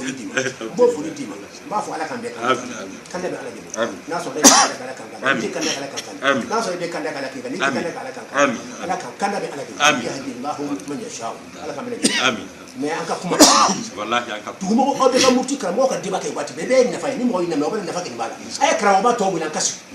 man kai ka se ka ba mo kan na afiya ci don tira ka mo bo dibila mais anka bi tele kra mo be kan ka mo su fa kalum de ma akra mo ci te fa ka si kra mo nyana be kuma ko fa ko ka ta ku ngum fa no ka mo fe i kra mo yon ka ta ko nyana o be se ya fa o yi o se ka nya ya ka ci ko ni ta ka wuli kana mo la kan wele ko bi association islamique ko ay kra mo wele on se ka karamo bawul hala men ka tondo bi an ko jamalullah o e tondo di ya famu o ye conférence do la be am fo na ka nyoko na a dira nyo fuka de matimi nya ko association islamique to yinku be ka nyoko ke hal sa mo ma nyoko ya famu o ye shaw ka karamo ba do de wele o to muhammad jawati o be la conférence o tla ka tijaniya sufiya karamo ba do fo na wele no ye hussein tekti ka tla ka sunna mo salafi ka karamo ba do wele no ye mahmud komaye katla ka ne fana wele ne fana mto ko wasati ne be chama chekila ne be tasira be wasati wasati la nte tasira sila ko be ko so islam fe ka islam ya sabati re premier ba ka islam ya sabati ne tawi we ne fana wele e mo ni nyana mo nani karamo bawla ashika tasira tekilenye e puis est-ce qu'il va kalama ado mo ni so dira fo kan tamati ko yi nyogon ta ambe nyogon bunya katla ke tiene nyogon makano embrasser na ya fara nyogon kan ka be kele bandi association mu kan ka karamɔgɔ sɔrɔ ɲɔgɔn na de comment an ka commencer ka bɛn minnu tɛ sigi kelen kelen kan k'u sigi kelen kan ka commencer ka digi an ka tigɛ di ɲɔgɔn ma a laban an yɛrɛ b'a fɔ ko sen bala an yɛrɛ bɛ ɲɔgɔn an bɛ to ka so ɲɔgɔn ma ne bɛ taa karamɔgɔ cɛ sigira an bɛ dɔɔnin kɛ a yɛrɛ bɛ n'an fɛ i n'a fɔ i bɛ na cogo min na mankan tɛna ban mɔgɔw bɛ bɔ dibi la diya bɛ se k'a lɔ mɔgɔw tɛ bɔ dibi la abada kalon kɔnɔ abada ni diba ma daminɛ ala y'o fɔ kuranɛ kɔnɔ fa in tanaza'tum fi shay'in ko n'aw ye ɲɔgɔn sɔsɔ kɛ dunan waati laban in na mankan bɛna kɛ ɲɔgɔn sɔsɔ bɛna caya kumaw tɛ ɲɔgɔn ta ala kira ko ala yɛrɛ y'a fɔ kuranɛ kɔnɔ